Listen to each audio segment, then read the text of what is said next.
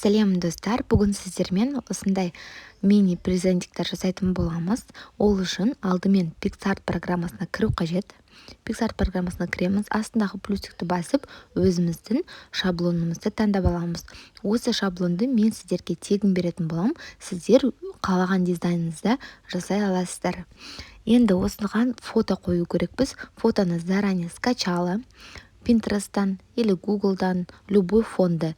Енді астында рисовать дегенге басасыз, добавить фото дегенге басасыз, өзіңізге ұнаған фонды жүктейсіз. Мысалы, мен өзіме осындай гүлді фонды алдым. Сол гүлді фонды жүктеймін осының ішіне. Сіздер, мысалы, басқа фон алсаңыздар да болады.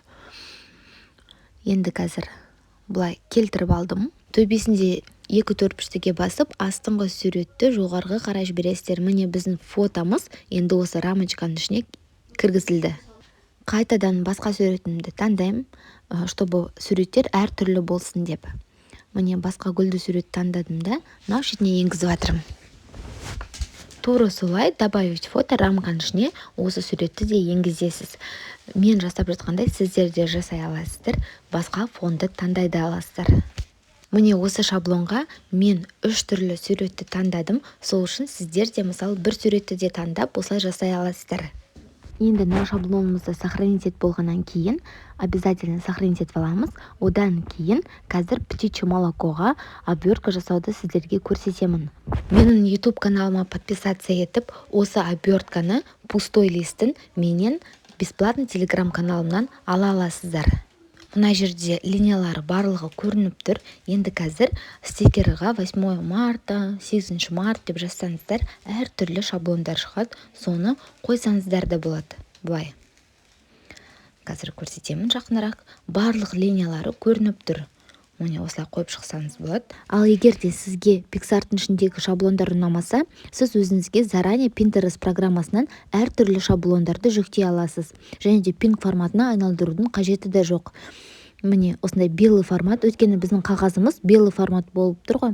Обрезать етем кішкене.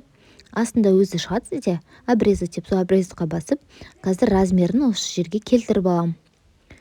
Қазір көріп тұрғандарыңыздай барлығын көрсетемін. Размерін келтіріп болғаннан кейін төбесінде 2-4 піштігеге басып, копия жасап, қойып шықсаңыздар болады. Копия жасап, міне астына қоясыз. Егер де размері бір-біріне сәйкес келіп тұрса, осының фиолетовый түсті сызықтар шығады. Міне барлығын осылай қойып болғаннан кейін сіздер астына басқа суретті де қоя аласыздар. Дәл мен жаңағы көрсеткендей. Енді қазір осы шаблонды алғыңыз келсе, менің YouTube каналыма подписаться етіңіз. Содан кейін комментарийдің астында ссылканы қалдырып кететін болам. Сол ссылка арқылы өтіп, осы шаблонды ала аласыз. Міне мен заранее Pinterest'тан өзімнің жүктеп алған шаблондарымды қойып жатырмын. Немесе сіздер осы PicsArt'ың ішіндегі стикерден шаблондарды алып қойсаңыздар болады.